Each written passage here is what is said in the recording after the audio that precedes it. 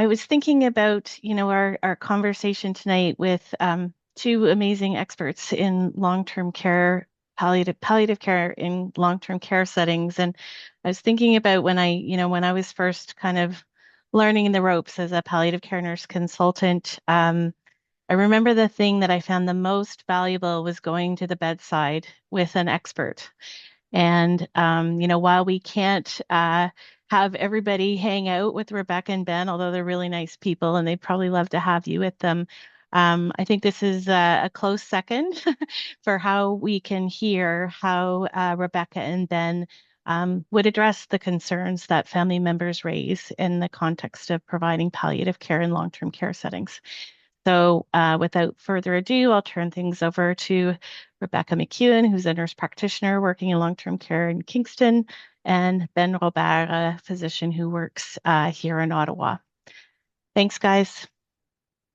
Great. Thank you so much, Val, for that kind introduction.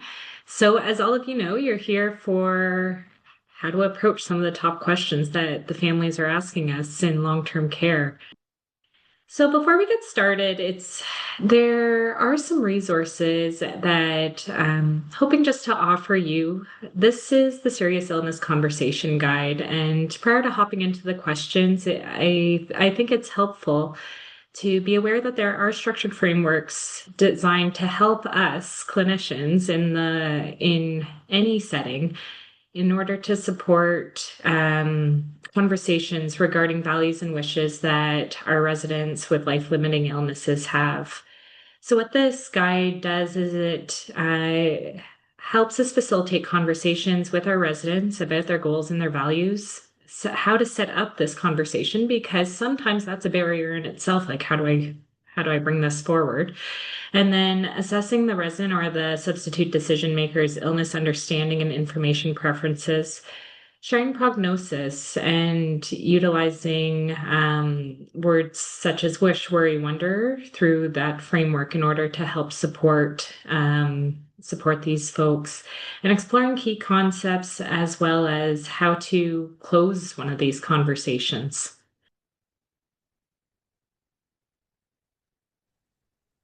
So this is one of the hardest questions to answer.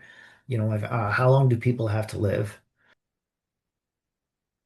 And so I like this slide of the Milky Way because from my perspective, we are from the Western perspective. When we look at constellations, we're looking at the bright stars, and we make a story out of the bright stars that we see. But the Inca, and this picture was taken in the salt flats of Bolivia. The Inca, they developed their constellations from the dark spaces, so the space between the stars, and developed their stories from that. And what I took from that is, it's when you see all sides, it makes it very much easier. So when we have this idea of how long are we looking for? Um, the big answer is depends, right? So why don't we look at Dina, and in the chat, if you can just have an idea of, what is her expected prognosis. So she's 77 years old, an immigrant. She's got mixed dementia. She's got congestive heart failure and is oxygen dependent as a result. She has high blood pressure, which is controlled, and she's dependent for all of her IADLs. So the cooking, the meal planning, and so on, she cannot do on her own. She needs queuing for most of her ADLs, and has been requiring more in the past months, particularly for food and fluids. And she recently had an admission to hospital for her congestive heart failure. So when you hear this story, does she have 6 months or less? Does she have a year? Does she have 1 or 2 years? Does she have more than 2 years of life expected? So just stick it in the chat, because as you'll find out later, there's no right or wrong answer. So part of the it depends equation begins with a concept called frailty. And I imagine frailty as an overloaded canoe. So this canoe is not overloaded. That's the frailty level of an 18-year-old. But as we become more encumbered with medications, with diseases, with losses in the context of mobility, heart disease, lung disease, and so on, that canoe becomes more and more overloaded, so that eventually there's only maybe 1 or 2 inches between the water level and the top of the gunnels. It's called freeboard. And what that means really is that when you don't have any reserves, any small wave, any headwind now becomes quite problematic. So another way to look at the frailty is to look at the clinical frailty scale. And for most people admitted into long-term care, and I'll stress most, they're coming in because they require a lot of personal care attention. So their frailty scale is already at the sort of 7 or 8 level. And what I like about this scale is that it also talks about dementia. And the level of your dementia will dictate your level of frailty. So if you have severe dementia, you are severely frail, even though you might be able to walk and you don't look at all like that person with the wheelchair. Now, with each hospital intervention or every additional health challenge, some autonomy is lost. And where this becomes problematic in the context of prognosis is that sometimes, if the substitute decision maker disagrees with the level of frailty or the prognostication, then there's negotiation, and sometimes the best care is not able to be delivered. So understanding why and what is driving the conflicted surrogate is very important in making future conversations easier. So with dementia and chronic diseases, the prognostication is far more difficult. With cancer, you can see that there's a predictable rate of decline once it starts. But with dementia and frailty, things are not clear. And so you're dependent for a long time, and that's what makes it somewhat difficult. And oftentimes at the very end of life, you're having issues where your decline in because of a health challenge, say congestive heart failure or pneumonia and so on, your decline makes the team believe that maybe you're at end of life and maybe this time is the time. And why is that really tricky and difficult? Well, because prognostication is very easy to do when we have an expected trajectory, which is what people tend to see in the hospital. So as your level of disability rises, we start recognizing, hey, maybe this person would benefit from a palliative approach to care. But if you're living with severe frailty, as most people are in long-term care, it's hard to recognize that you're in need of a palliative approach, even though things are similar, haven't changed in a while.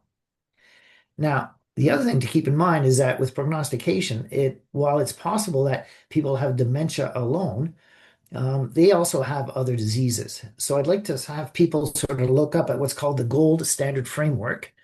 And what's nice about this, it's the Prognostic Indicator Guide, or PIG. So if you go and Google PIG and prognostication, you'll come up with the gold standard framework. And it talks about cardiac issues, lung issues, any kind of progressive neurological conditions such as Parkinson's disease, ALS, MS, kidney, liver. And it also talks about frailty and dementia down here. Some of the things that make it highly likely that you're at end stage of your life, even though there might not be a sort of a change in how you're feeling necessarily. So when we look at dementia, what makes it more difficult is that there are different types of dementias. The commonest one is Alzheimer's type. And so each one has different prognostication features to it. So people with frontotemporal tend to do well in the early days, and they tend to be younger, so stronger sort of other parts of the body, stronger organs. But once they start becoming dependent on ADLs, at that point, it follows more of the standard drop that we see. Lewy body and Parkinson's disease. Lewy body tends to be noted more towards the end stages of the Parkinson's disease. So when we're looking at the Alzheimer type, things seem to be going well, and then things drop. When you have a vascular dementia, you tend to have a stepwise drop. Okay, and of course, there's some dementias that are non-degenerative. Okay, so I mentioned vascular, but you can also have some encephalopathies. And so by that, these are brain issues. So some people with alcohol use disorder, other people can have had an encephalitis, say from herpes simplex infection, or other viral infections. And so again, where we get our deficits, is variable. So you could be losing some of your frontal lobe, executive function. You can be losing some of your memory and language or language comprehension. You might be able to sort of lose some of that perception. And so all these things make it difficult because people with the same level of dementia may have different deficits or may have different sort of uh, have preserved other parts. So in the dementia world, for Alzheimer, there is a functional assessment staging tool, or the FAST, that we use. And so you can see that once you're into severe dementia, you're requiring assistance with some of your ADLs, as I mentioned. And so with severe dementia, the prognosis is 2 to 3 years. Once you start having what we call terminal dementia, you have to have the number 6, um, and either an aspiration pneumonitis or cachexia. And this is one of the things to keep in mind. So once somebody with dementia has had an aspiration pneumonia, they are now in the terminal stages of dementia. But terminal dementia is not the same as terminal cancer. With terminal cancer, you're expecting months. With terminal dementia, again, back to that canoe, if the canoe is floating on a very sort of flat lake and there's no waves and there's no wind, you can be in the terminal stages for a long, long time. And if you're having cachexia, that too puts you in the terminal stages, and we'll speak to that later. And of course, if the other conditions are making it such that we would not be surprised if the person died in 6 months, that too would put you in the terminal stages.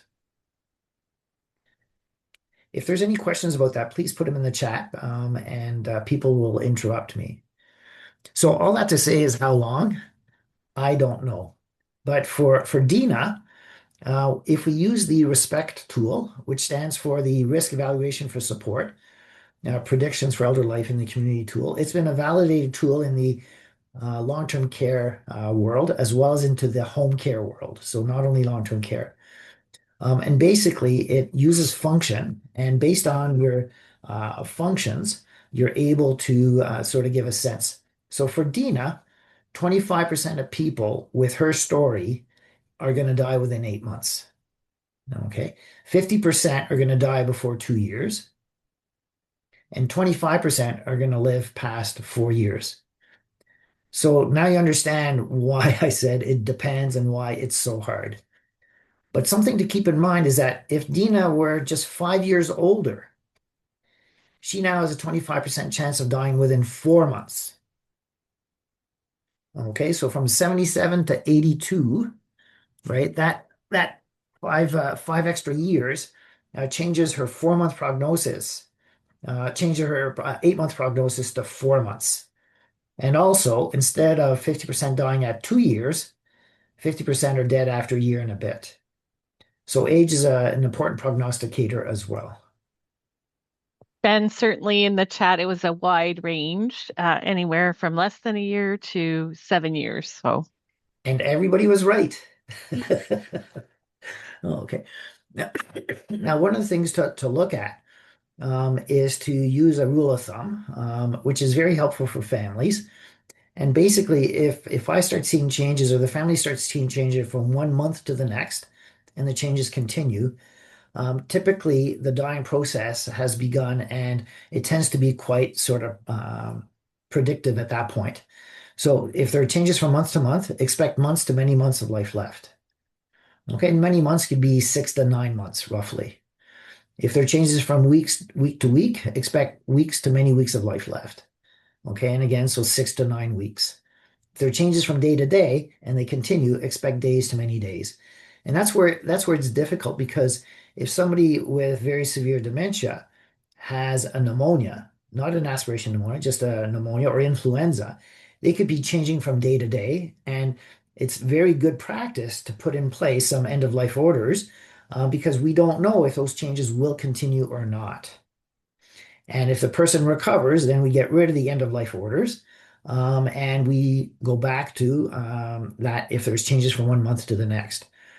And I'm sure people just like me have had times where we invite family to visit urgently because we don't think that person's going to survive the weekend or make it to the weekend. And we have an annual care conference later, right? Um, so all that to keep in mind is that the dementia is a terminal condition. Okay. And when you use the FAST, which is right here, okay, once you're in the end stage, you're looking at a year or two. And most people from the time of diagnosis will have 8 to 12 years of dementia, seldom more than 12, but seldom doesn't mean never. Okay, Rebecca, you're on. So the next big question that I'm sure, like many of you are asked either coming up or even after hours, a lot of nurses are asked this question when an acute event happens, should my family member go to the hospital? And just as Ben had said with the last question, it depends. So next slide, please. So, early conversations about disease understanding, wishes, and goals with the residents who have serious or progressive chronic illnesses can avoid potentially harmful tests or treatments. So, ensuring that the residents and their substitute decision makers discuss and that these wishes and goals are documented can help support resident centered care and decision making. So, essentially, what I'm saying is that it's a very big question and it's a team approach. So think about your work setting in long-term care and what the structures are. So I think a lot of these questions shouldn't necessarily be um, surprise questions, but hopefully through processes within your long-term care setting that we can have these serious illness conversations early and goals of care conversations early at the time of admission so that you as a nurse after hours are not asked, well, what do you think about with this transfer? So next slide. So it's complex.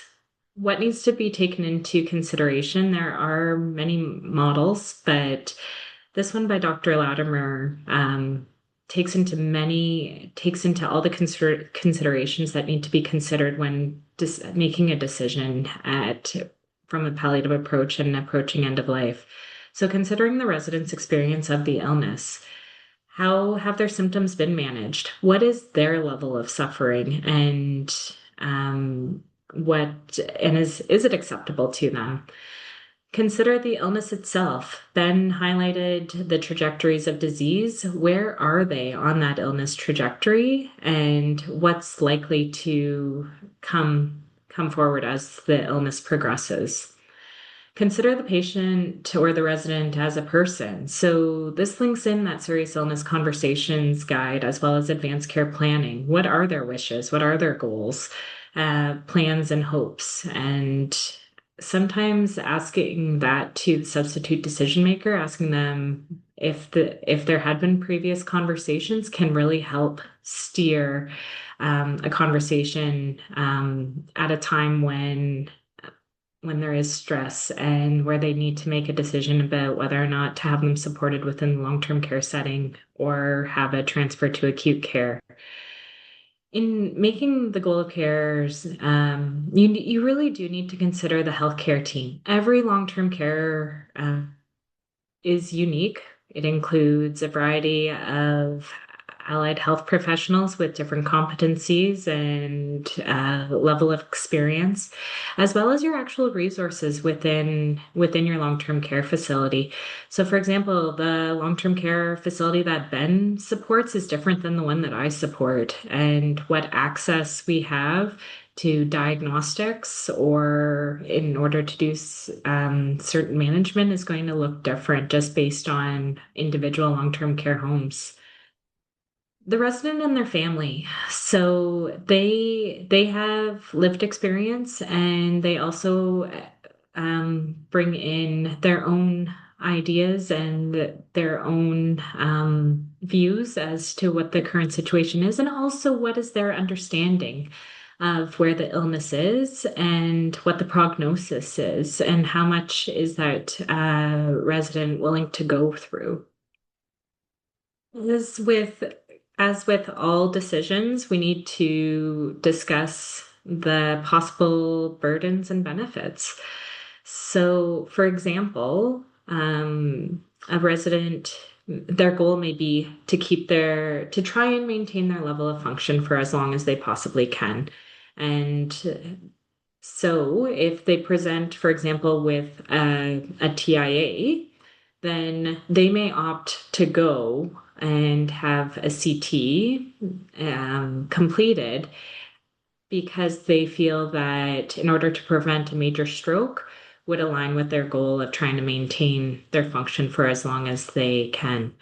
Whereas another resident, for example, they may have end stage dementia and the family just wants to have their symptoms managed, keep them comfortable, and they don't want to cause any additional stress or put them at risk of a delirium by having a transfer. And they're willing to accept the risks and the long-term care capacity in order to support that resident the best that they can, recognizing that there may be a delay in diagnosis just because of a delay in diagnosis, or maybe no diagnosis, just due to the setting that they're in. All right, we'll hop to the next slide. So another question, will morphine cause my family member to die? I remember when I was practicing as an RN, this would come up all the time with my colleagues that no one wanted to give the final dose.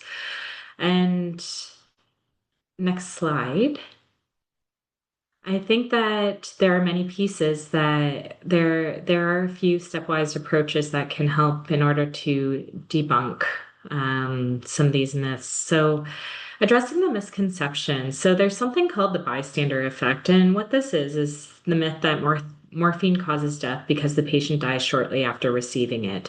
So, what this means as a bystander is that there's been a morphine dose given and then the resident died later, and then that clinician or that family member keeps that with them. But the fact is that morphine is often initiated when the resident is already at final stages of their terminal illness, and the disease causes the death, not the medication that's been ordered to provide comfort. And that truly, that final dose of medication is likely the same dose that they've been receiving regularly in order that has been well tolerated and received at managing their symptoms. So when someone is dying, their breathing often changes and becomes shallow or irregular. And just remember to enforce that this is a natural process of dying and it's not related to an overdose. Explaining the clinical goals. So certainly struggling with pain or dyspnea is increasingly exhausting and places immense strain on the heart and on the lungs. So what morphine does is it relaxes the body and eases the distress rather than accelerating its decline. Discussing safe dosages. If you're working in long-term care, you know that these folks, as Ben explained, are frailty is there, and and also polypharmacy, and all of these medications are dosed to account for age-associated changes in the body and in organ function. So what we know is that as we age, the fat masses increase, muscle and body water decrease, and this can affect drug distribution. So in order for a safeguard, medications are dosed lower in this population in order to support them and then titrated up to effect. What studies have shown is that residents that are receiving morphine are living just as long or sometimes even longer as a result of having their pain controlled. And going back to that additional stress that the heart and the lungs are doing if their symptoms are not controlled. And that would be the rationale for that. So there really is no evidence out there that morphine used in for end of life care and comfort is resulting in hastened death. Rebecca, there was a question that probably links the previous question and this question, and Ben did a little bit of a response in the chat. But somebody asked about the decision to transfer a resident to hospital for a pain crisis. Is that something that you've encountered or? So,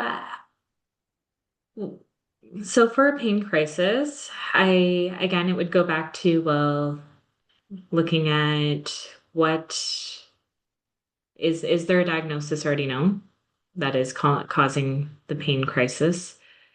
Do you have does what are the goals of care? So if the plan of care is to reduce, I would think, to reduce the pain to a comfortable level, what medications are readily available within your long-term care setting?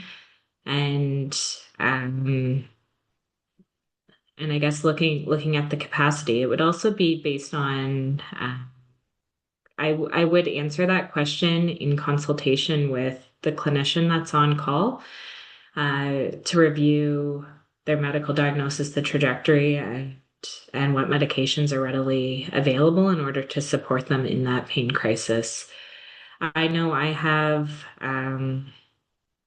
a resident who does experience pain crises, and she does not want to be sent to hospital ever, and wants me to manage as best as I can. There may be some other residents, and based on your relationship with the clinician that you have supporting, um, where they may, depending on the situation, it always depends, right? So, depending on who's managing after hours, are they familiar with the resident? Are they familiar with the trajectory or the history, the wholesome history? Um, yeah, Another thing you as may well, try. if I can chime in, sorry. Absolutely. Yeah, it's important, I think, to recognize that um, pain tends to gain momentum. Okay, so if you undertreat pain for a while, it'll just get worse and worse and worse, and then it'll look like it's intractable pain. But in fact, it's been untreated, and then the catch-up required to get things under control can make it look like a pain crisis. I sort of liken it to pushing your fridge back in place. You have to push hard at the beginning, and that's getting the pain under control, if you will. And then it's easy once the fridge starts moving, it's much easier to keep it under control. But if you undertreat, so if PRNs are not given when needed, or a dose is not given for whatever reason, it's like that fridge now stops. And now the next shift has to work really, really hard to get things under control. And some people call that a pain crisis, when in fact it's just untreated pain. But to Rebecca's point, yeah, I think knowing what's causing the pain is really important because that will direct your treatments. There's a relevant kind of question here, and yeah, people like that analogy, Ben. Thank you. Um, Somebody was talking about, you know, wanting to transfer a patient, a resident back to long-term care from hospital, but when they tried to transfer the resident back. The nurse said there was no physician on call to accept the transfer. Um, and I guess the question is this common that long-term care homes might not have an on-call physician or somebody to accept the resident back and transfer? So hearing that sort of disappoints me greatly, because it's legislated that there be an on-call clinician. So there is somebody available. Mm. And I mean, long-term care has regulations for everything. So that if you hear that, I mean, it's like saying there's no on-call doctor in the hospital. I mean, there is an on-call doctor. Um, there's other things though, is that depending on the time, right, of transfer. So a transfer in the evening or in the night, or on a weekend, where the staffing is very different than at other times. It might be that a medication is not available, because again, we follow the home care model for medication. So if there are changes in medication, some medications have to be ordered, and then the pharmacy has a day or two to provide it. So there's a whole bunch of other stuff with respect to transitions of care, but there is always a physician or a nurse practitioner on call for the home. Thank you. That's it for now. Okay, we finally got them quiet. All right, can my family member have maid at home in the long-term care? The short answer is yes. And so you have to remember that maid is a procedure, whose intended effect is to cause death, right? So because of that, there's a lot of legislation to make sure that this is not abused. So the person has to have capacity both at the initial assessment and at the time that the procedure is done. And a day for the procedure needs to be decided. Okay. It doesn't have to be tomorrow, the next day. It can be sometime in the future. Well, it will be sometime in the future.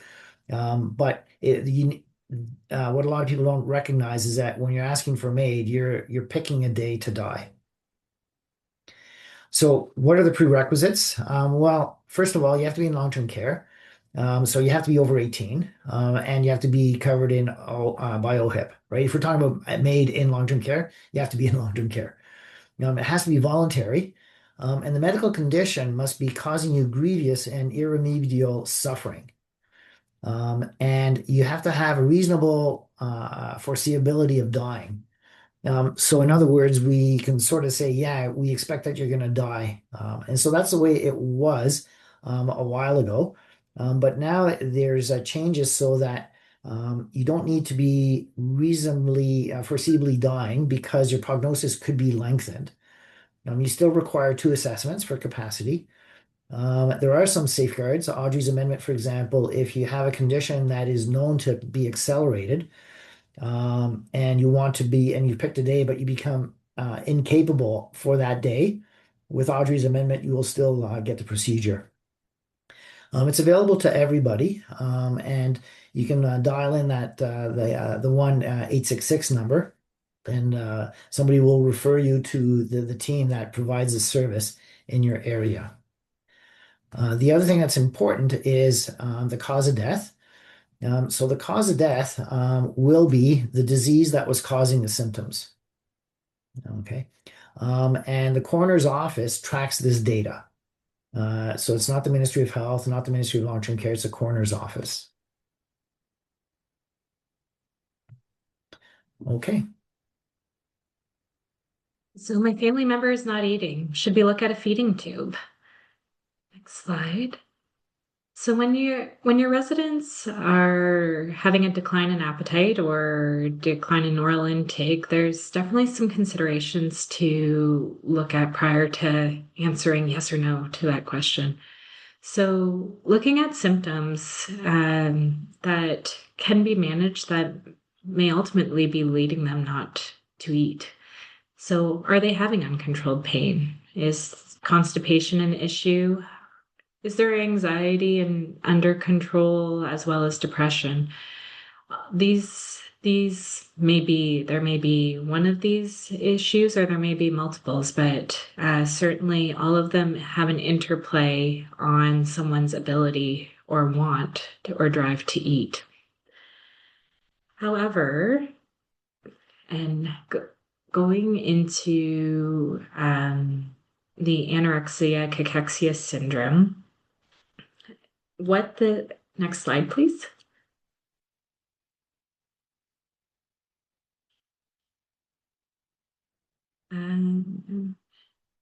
Sorry, next. Sorry, Ben, I'm hoping to find your cachexia slides there. They're further down. Oh, okay. So we'll talk about cachexia later.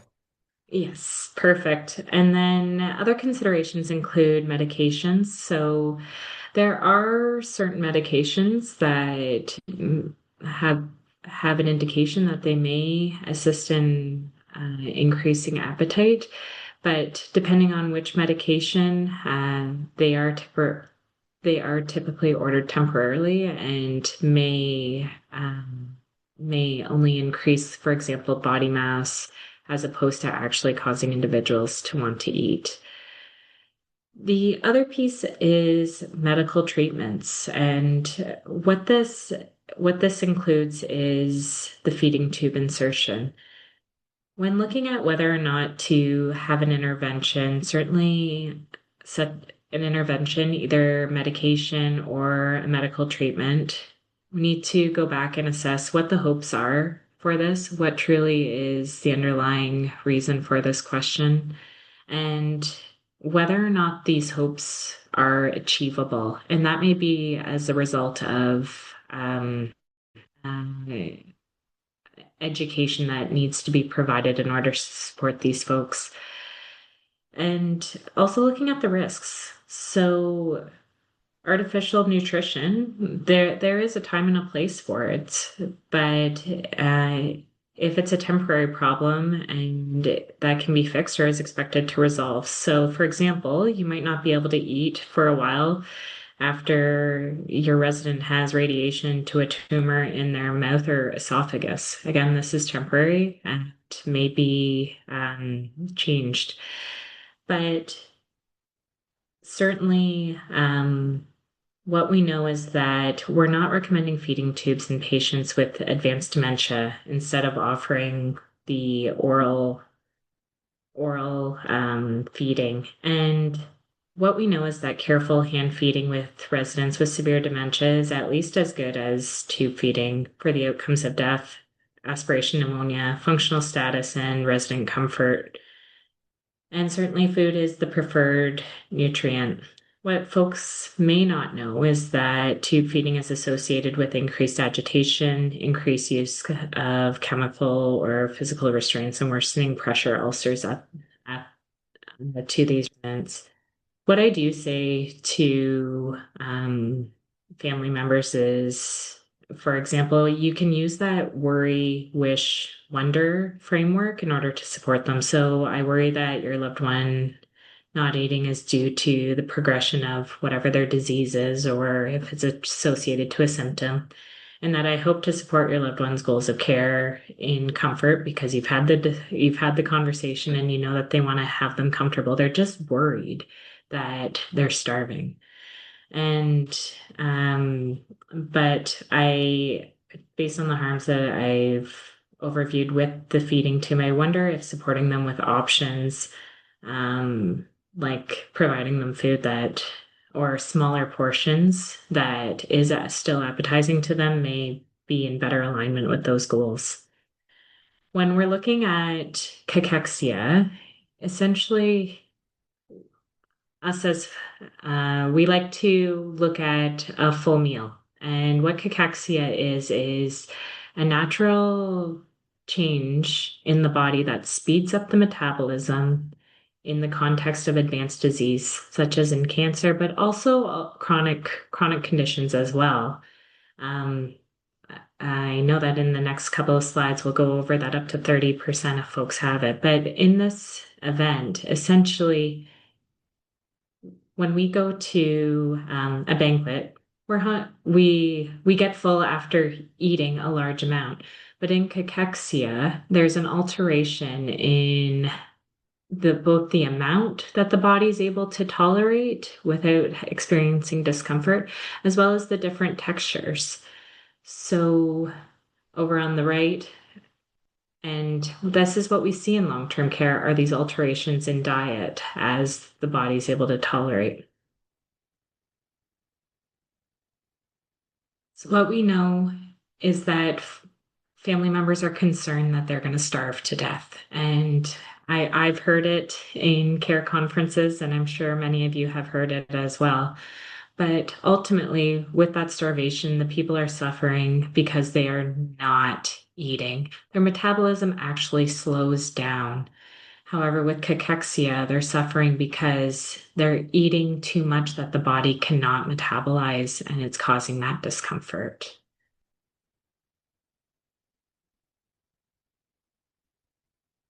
So for my Sorry, family, can I yes. just stop? So somebody did ask the question, just, and it's a broad one. I think I know what they mean, but the question was enteral interventions for a resident that is palliative, question mark. One of you guys want to take on that one? Sure.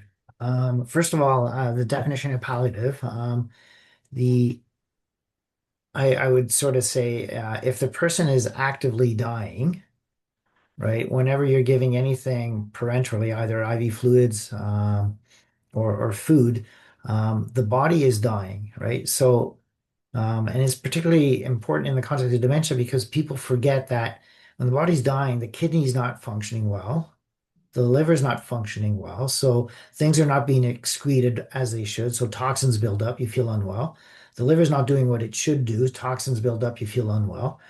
But also the stomach is not producing the acid it requires. So the food is not being properly digested. It doesn't move down as it should, and so people feel really poorly. And if you're being fed through a peg tube, we know that that also continues to occur. And so in children who have peg tube feeds, for example, when they're sick, we dilute their feeds, we drop the volume of the feeds and their caloric density because we know that when they're sick, they can't handle that amount of nutrition. And it's very, very difficult for people at end of life with peg tubes for families because when somebody's overfed, you're going to get sweats, you're going to get dumping, you're going to get aspiration pneumonitis, you're going to get tachycardia. Now, you're going to get all these autonomic reflexes that are highly uncomfortable. And it takes some time for the team to recognize it because this is not what we're used to. And so the assumption that the body can deal with things is not true. So it's same thing with fluids. If it's temporary things, so somebody has a delirium, but they're living relatively well otherwise, and they're just not eating because of the UTI, you could try maintaining hydration for a couple of days. And if they recover from the UTI, then they no longer need the hydration. But in the context of actively dying, they're not recovering, right? And so the assumption that the fluids are not going to go in places where they're not supposed to is not a good assumption. And it's much harder to get rid of fluid that is accumulated in a dying person because the medications we're giving in a dying kidney don't work as well as in a living kidney, right? And so the symptoms from doing that kind of stuff are much more difficult to control later. I think you answered this question, Ben. Yeah. I I didn't mean to. He Sorry. started, but I I went on, think I went on too, a rant. I think it comes back to, the serious illness conversation training, eh? And the comfort of having those conversations, even in the context of pressure from family members. I think using that approach can really help you to share a summarized version or the long version of what Ben just shared to help better inform that. And sometimes it's, the trying something and putting a time limit on it or that kind of thing. I don't know. Or to minimize the side effects, right? So if the person is not recovering, the time is nice, but also maybe to reduce the volume going in per hour. so that we're not making the suffering harder to control later. I know you guys still have a number of slides, so I'll hold on comments just for a bit and we'll pick up later. I think we can go to the next question. So my family member is short of breath. Is there something that can be done? So typically with dyspnea, 90% of the reports of dyspnea are either related to pulmonary or cardiac causes. So again, what we need to consider is the resident's diagnosis and their illness trajectory. Next slide. So certainly collecting a history with our folks with cognitive impairments. So we know that most of our residents have multiple conditions within long-term care. So you may be collecting this information from the nursing team, reviewing the notes. You might be able to converse with the resident or sometimes with the family member. And sometimes, certainly dyspnea is a subjective symptom, but we may need to rely on our team in order to identify um, dyspnea, or we may need to give the benefit of the doubt because the person that we're presented with may not necessarily be able to communicate that they're feeling short of breath. I know that lots of you probably have done this history, so we'll move on to the next slide. I do invite, if this was the situation that I was in, I would certainly invite the resident's substitute decision maker, as long as the resident's agreeable with me to do this physical exam. And the reason that I'm doing this is because it's a teaching opportunity and also about illness, disease, and progression. So certainly the general exam can include vitals, any signs of anemia. If for a respiratory and cardiac exam, coaching both the family member as well as your care team about looking for edema, elevated JVP if we're in a situation such as having congestive heart failure, and doing systems exams. For example, is there abdominal distension? So next slide.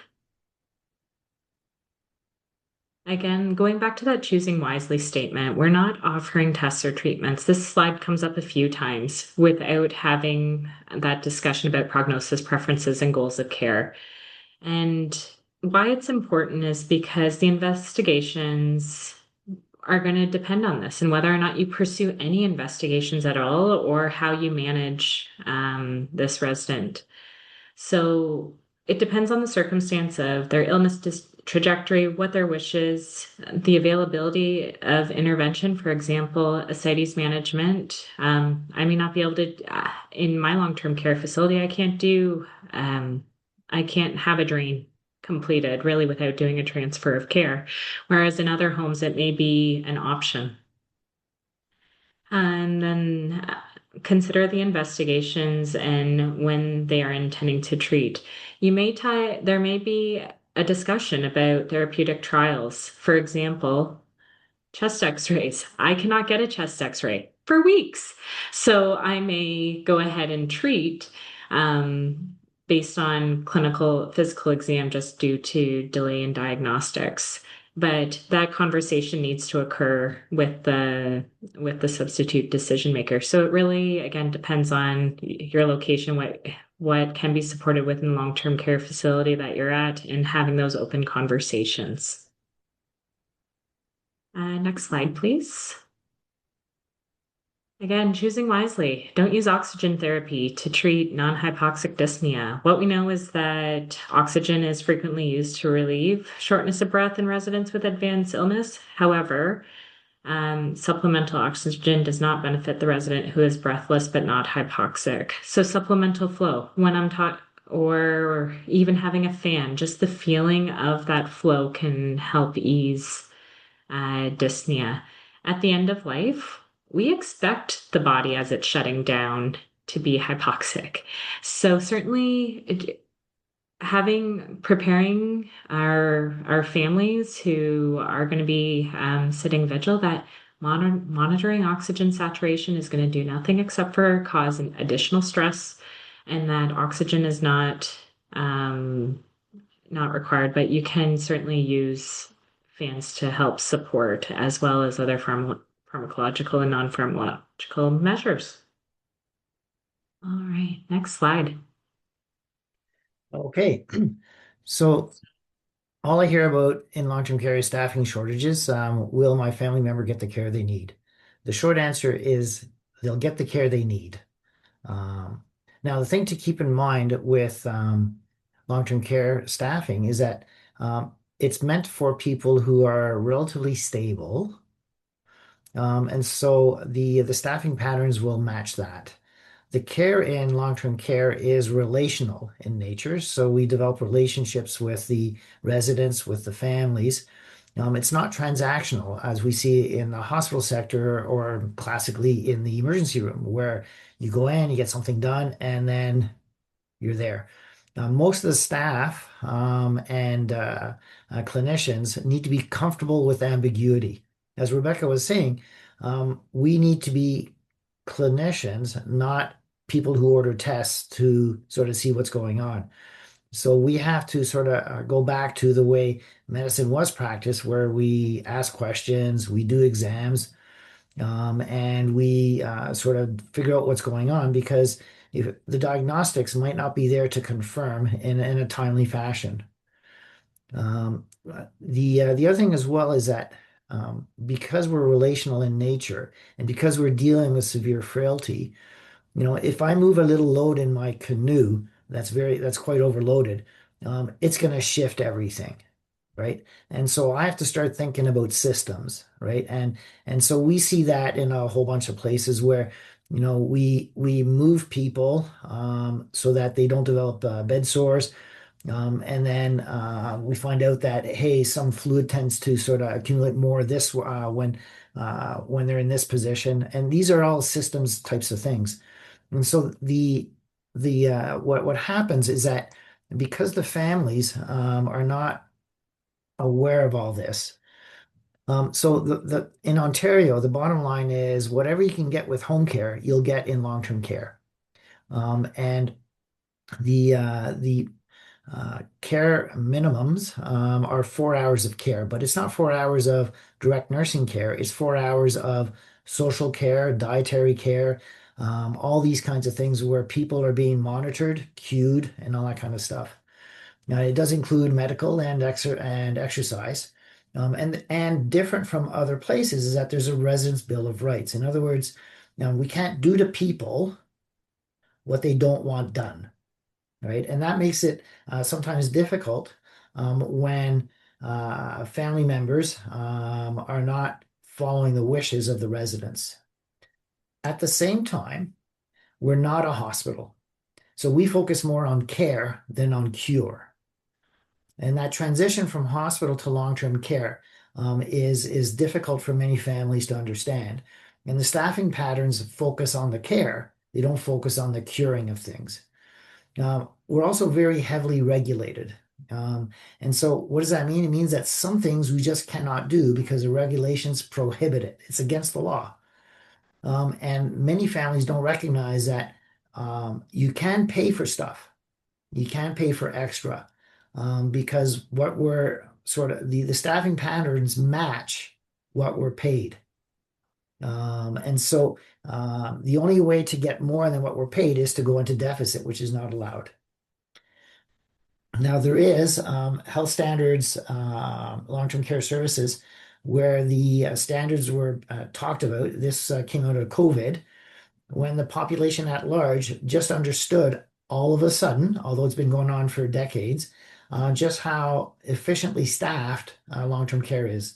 And when I say efficiently staffed, it's really a euphemism for bare minimum, right? And so when something happens, the staff now have to prioritize what do I need to do. But the staffing patterns that are there should be sufficient for most care that is needed. It might be insufficient for what people want, what families want. But then again, we're not a hotel, we're not a hospital. We're long-term care, and we're trying to sort of make people feel at home as much as possible. So my family member just got admitted to long-term care. What do you mean they're dying? And again, we're trying to make the a long-term care home as much of a home as possible. So I would actually change the question to my family member just moved to long-term care. What do you mean they're dying?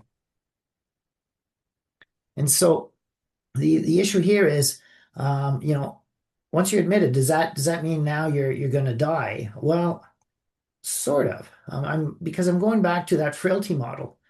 And that canoe is really overloaded because your organs are just not functioning, right? And people forget that the skin is an organ. So if you start developing bed sores easily, that's a sign that your prognosis is now poor. It's not a sign of poor care. Just like congestive heart failure is a sign that your heart's failing. It's not a sign of poor care.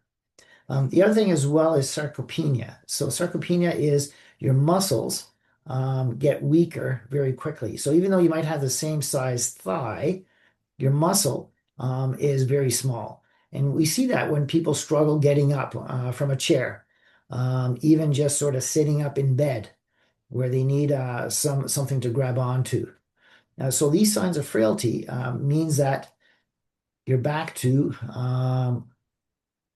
where you're looking for. And so what we're providing with a palliative approach to care is we're making people feel well, and sort of trying to manage complications that have already occurred.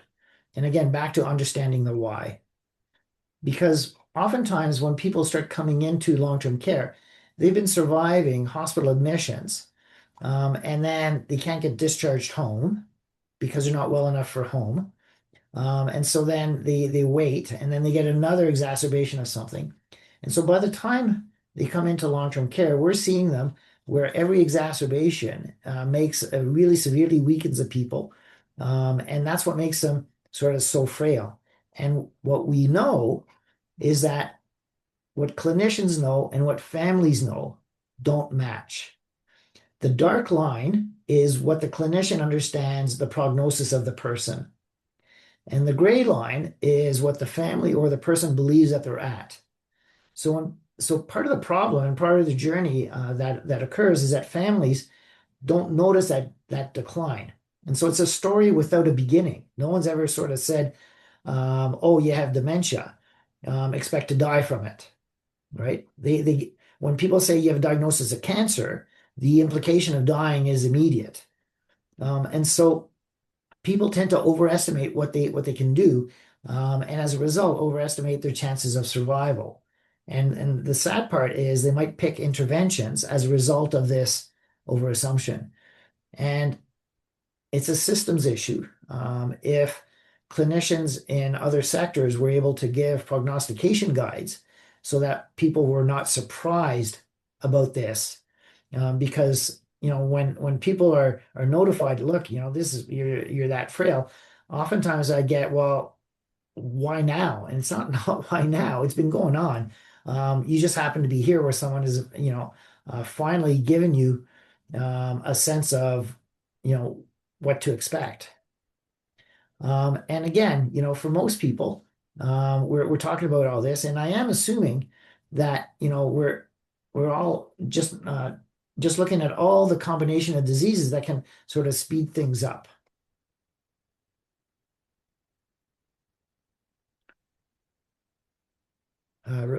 It's me. I think my family member just needs more physio and OT support to get better. What do you think? Occasionally it's true. Generally speaking, it's not.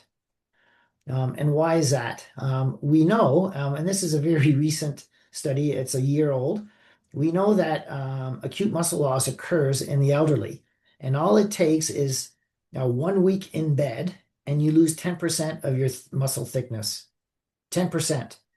So if you're able to go up and down the stairs once or twice a day, a week in hospital means you can no longer go up and down the stairs, right? 2 weeks means you've lost even more. And so what happens is that you need to retrain where you're at, and you need to do it at a very intense method, most of which is not covered in long-term care. So when we look at sarcopenia and will OT and PT help, the question is, are we looking at a reversible position? So if you've been in a wheelchair for 3 weeks, 4 weeks, you will be unlikely to be back to walking on your own. If you're able to train or exercise without supervision, that's a good sign. But if you're not able to, or you don't have the motivation, then the chances of you getting back what you need are very, very low. What are your goals? Are your goals to walk or just to be a little bit more autonomous with transfers? And again, if it's reversible and there's money to get private people to help get that exercise going all the time. Now, occasionally, but this does not occur often in long-term care, if you're pre-frail, so back to the frailty scale, if you're sort of frailty level 5 or 6, and you suddenly start exercising, you will slow down your trajectory to frailty. But if we're looking at tertiary prevention, so this is where you're doing exercises in order to make people feel better. So if somebody doesn't have the muscle strength to lift their heel from a different position that's painful, maybe seeing if that can help so that they feel better. But what happens with sarcopenia is that most people are here. And this is where the dying process has kicked in, but it's not a fast dying process. It'll take, many, many, many, many months. And so at this point, it's probably not reversible and probably not helpful. Well, my family member keeps falling. Is there not something you can do about that? Go to the next slide. So there's many contributors that both the resident needs to be actively engaged or the substitute decision maker, as it's not necessarily just you're the only piece of the puzzle that contributes to falling. For environmental contributors, certainly you're able to see the slides there, but there's only certain like long-term care is legislated to have certain lighting, footwear, or is the resident willing to change their footwear or not? Furniture. Some of these rooms get cluttered for sure. So whether or not the recommendation is there, but ultimately you need to pull together your team.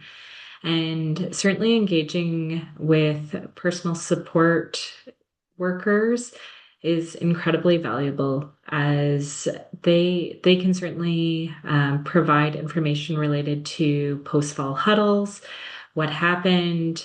They know the residents, they're with the residents most one-to-one, and they know what some of their habits are.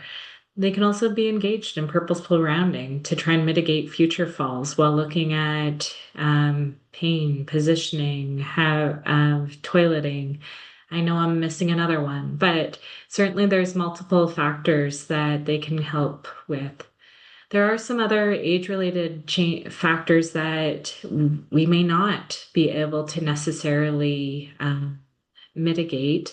For example, cognitive impairment. We know that there's going to continue to be a decline in situations such as dementia, as well as poor judgment. So they may continue to do certain things.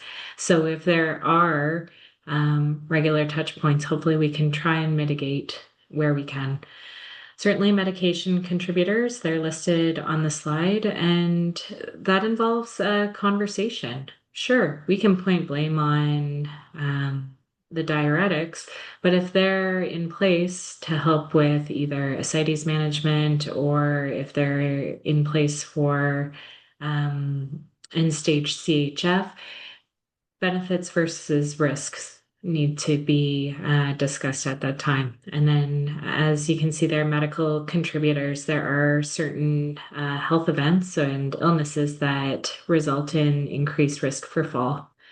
Overall, engage your team and let the families know that it's certainly a team approach, including them, including the resident, to try and help to reduce these falls.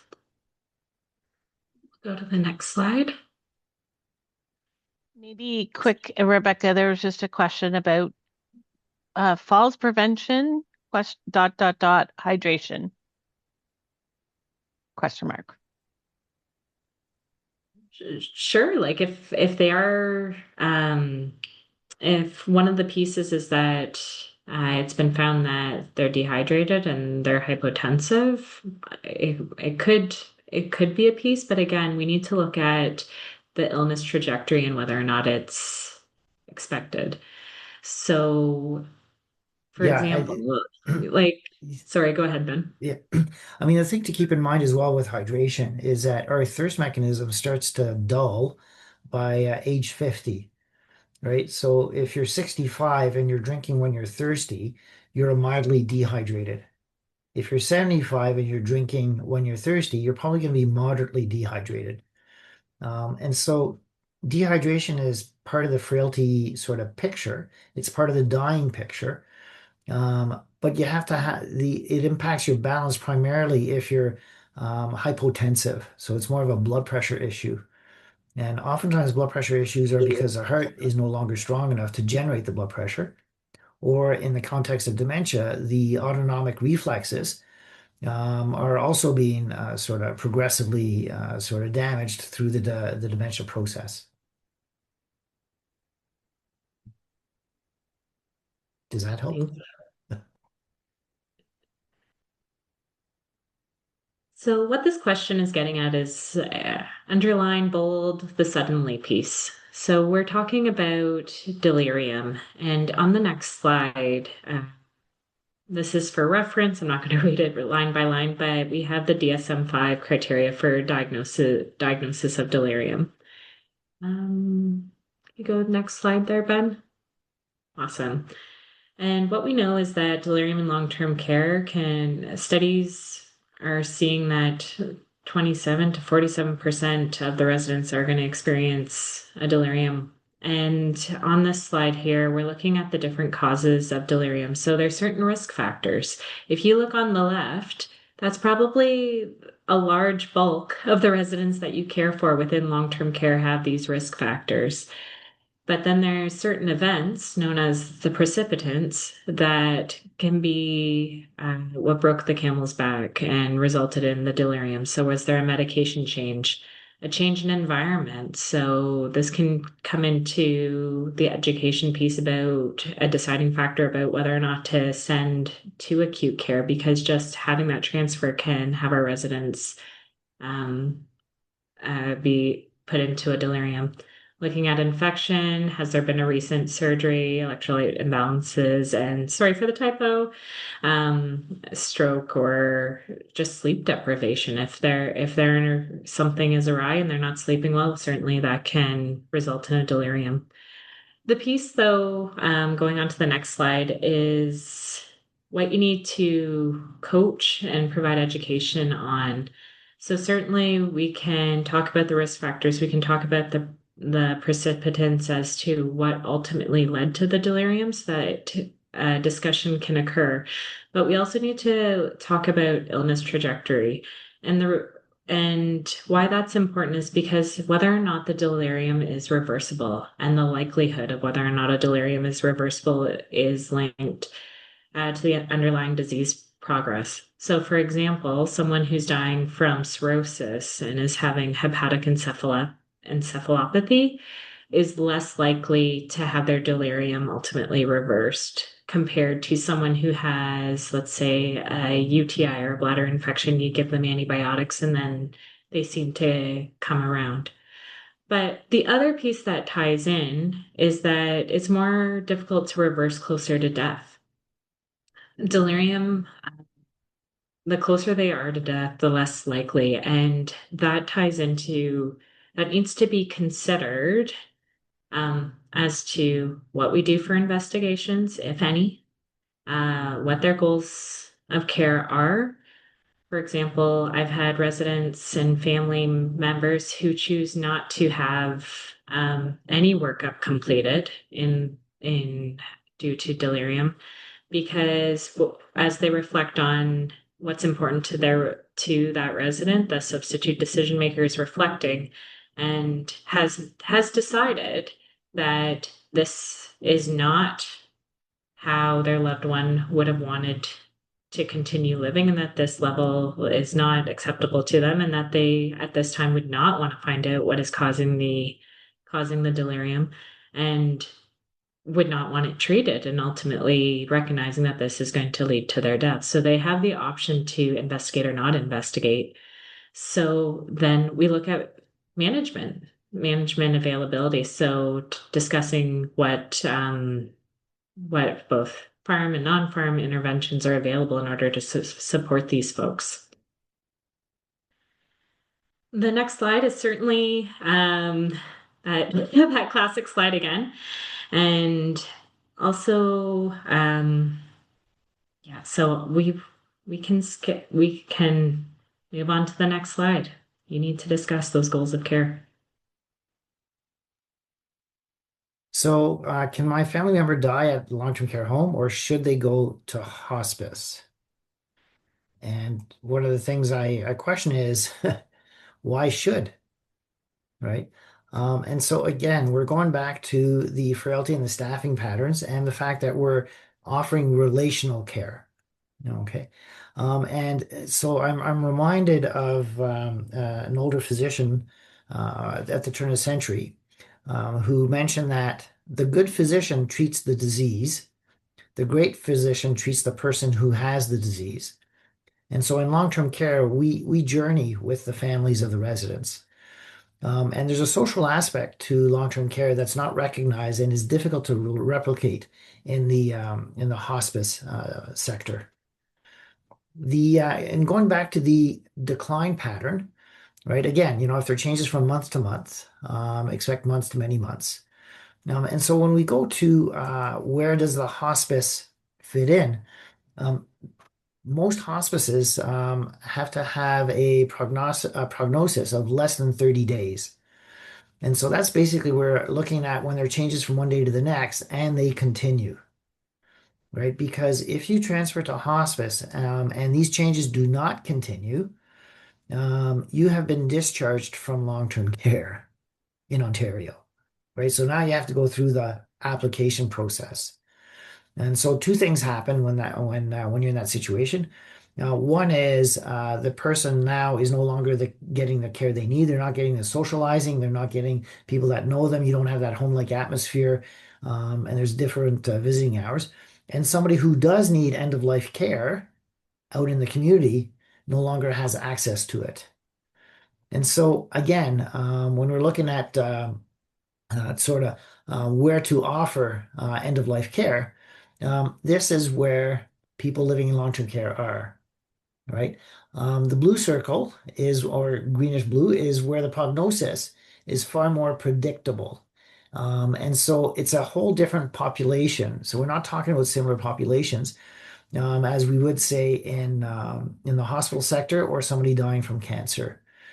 And then some considerations. How do we get the move? Okay, because a lot of transports from long-term care to hospice are not covered. Is there the time? And then how will the person sort of cope with the new team who doesn't know you, right? And so they have to relearn everything. Whereas when you're in a long-term care home, people know you. They know your preferences. You like your coffee this way. You like whatever. And so these things are important relational aspects that will be lost because of the transition or could be lost. So the short answer is no, they shouldn't. And I'm not sure if it's a good idea in the first place.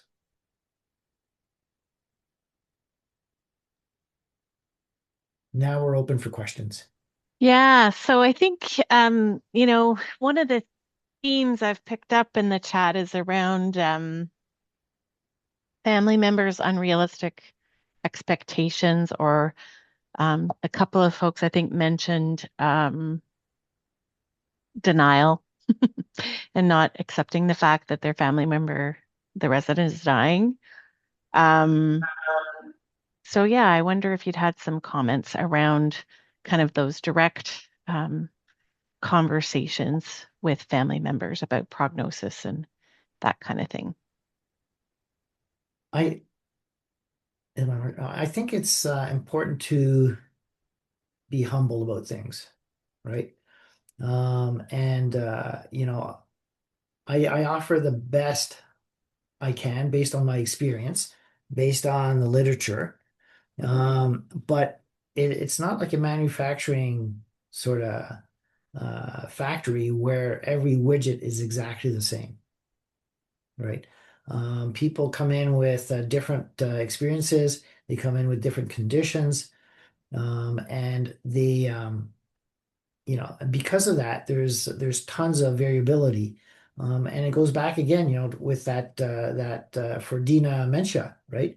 Her prognosis was 25% chances of dying in the first 8 months and 25% chance of living more than 4 years.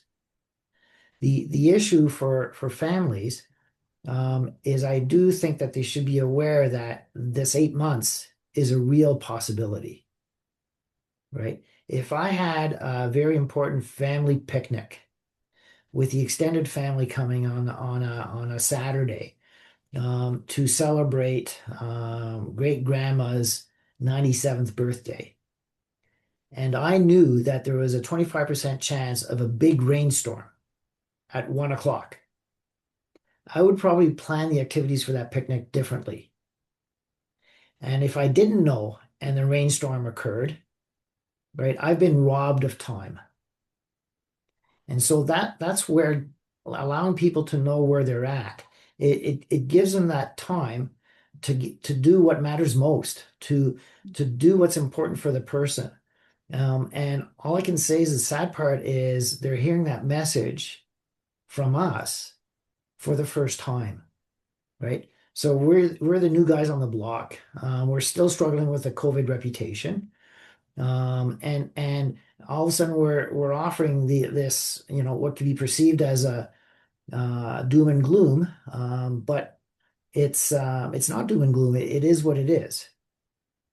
And if I've had people say, Dr. Robert, you told me my mom wouldn't be here next year, and here we are 5 years later. I said, yeah, I know. That's what, but hey, here we are, right? And I often sort of tease and sort of say, and you remember as well that I'm okay being wrong, right?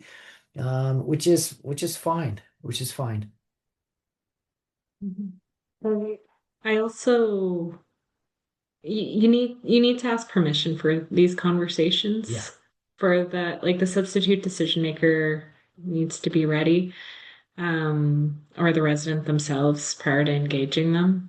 Because sometimes we feel so much pressure, like we need to either get that code status changed, or we come in with an agenda sometimes as healthcare providers that we will get A, B, and C done, and they're not there. And sometimes it takes quite a bit of time to both build that relationship.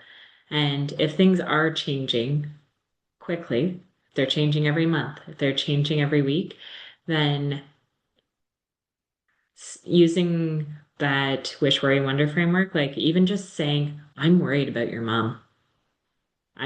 We're seeing the, and letting that, starting a conversation like that can sometimes just let them catch their breath, let that sink in, because sometimes having the healthcare team say, "I'm worried about your mom," might be enough to draw them into this. Because again, like as we've gone over, its prognosis can be quite variable, and it can be a slow general decline and um, episodes of Mm. exacerbations that they recover from, and it can be quite long. But if there is that change, then I will start some conversations if that I am worried and that I think we need to come up with a plan because we're seeing these changes quite rapidly. And I think it's also important to sort of appreciate that we don't have to have the answer after one sitting, right? It's really iterative. That goes back to that relational aspect versus a transactional. I mean, we're trained in the transactional, right? And it's a really hard shackle to sort of get off of us, because what's important for me might be completely unimportant for the family or other people. And I'm just a guide in their journey, right? I let them know what they might see, where the danger areas are. And if you go with that serious illness conversation guide, there's even a question there. What would you be willing to trade for a little extra, for the possibility of extra time? Okay. And I think that that's important because some people would be willing to trade more than I would. But being aware is really what matters more. Mhm. Yeah, I think that's great. At some point, somebody asked about, and I think, you alluded to this, Ben, this isn't just one conversation when somebody moves to a long-term care home, right? Um, I wonder, it's another presentation, I guess, about, how does that evolve over time from the Mhm. point of moving in to, subsequent care conferences and that kind of thing. How do those conversations get addressed over time, ideally in the long-term care home? Well, I think From it's, Go oh, ahead, go ahead. I do think that residents and their family members do need preparation, and this is honestly just from my own trial and error. Going in with the serious illness conversation guide at a 6-week post-admission care conference without sending like the preparation letter, letting them know what you're hoping to discuss, sometimes can catch people really off guard. Um, and I think that honestly, long-term care is set up quite beautifully to have these ongoing conversations, both because there's legislated conferences where you will meet with them and both at 6 months as needed and annually. But also it's, as Ben keeps bringing up, this relational aspect that the care team that they're building relationships with and also building capacity within the long-term care home so that it's not just someone's job who has these conversations.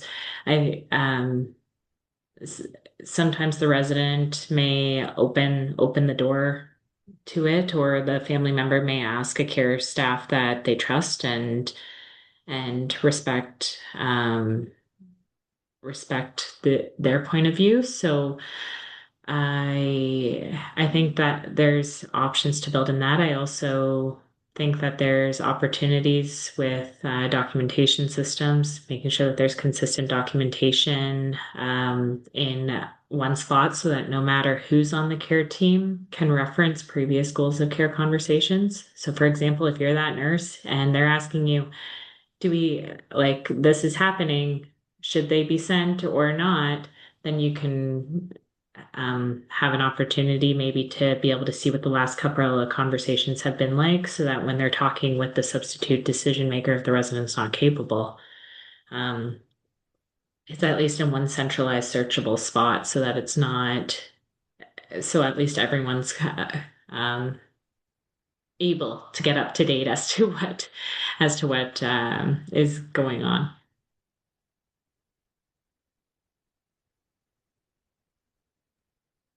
And you don't want to do a little sales job for See Me? A sales It's He the doesn't he get a commission for every time I, somebody says See Me? Downloads a See Me form? I wish I did. Yeah. Yeah. So at Pearly Health, Val is sort of mentioning it. So at Pearly Health, we've developed a system that we call See Me that focuses really on the residents' wishes, the family's wishes, and it helps direct the care conferences and how we approach things. And so we have protocols in place. If people fractured hips, for example, that we can actually look after the fractured hip in the home if they don't wish to go for surgery or don't wish to go to the hospital for that. That obviously is reserved for people who have a very poor prognosis following a fractured hip. I just put the link in the chat there to the introductory Thank you. stuff about CME, but yeah, so we're getting close to time. I know Carl, pretty soon you'll be popping the evaluation into the chat, but we also wanted to share we have a couple of great sessions coming up. Next week, our Thursday evening series is around palliative care for people with dementia. And so it's a little bit of a different twist, kind of with the hope or the objective of helping people in more traditional palliative care settings feel more comfortable in providing care to people with dementia. That said, I'm sure there'll be lots that would be of value to folks working in long-term care as well. So that's next Thursday, February 19th. We have no, I'm wrong. That's Thursday evening series. It's the last week of February. Oh my goodness. The 19th, we have a session on palliative care for people experiencing serious and persistent mental illness. Carl, will you get those links in the chat, do you think? Yeah, and yeah. So yeah, it was interesting because somebody put in the chat at one point, I have encountered all of these questions pretty much. That the questions were bang on. So, these are certainly things that Carl and I have read in our evaluations about challenges. And, as people have been sharing their experiences in the chat, I just, I feel a real sense of gratitude, both for our speakers, but also for the people that are out there doing the work and supporting residents and families um, day in and day out in long-term care. So thank you to both of you. I'm a little choked up because my mom died in long-term care. So just made me think about her tonight. Thank you both. And thanks everybody for being here tonight. Thank you.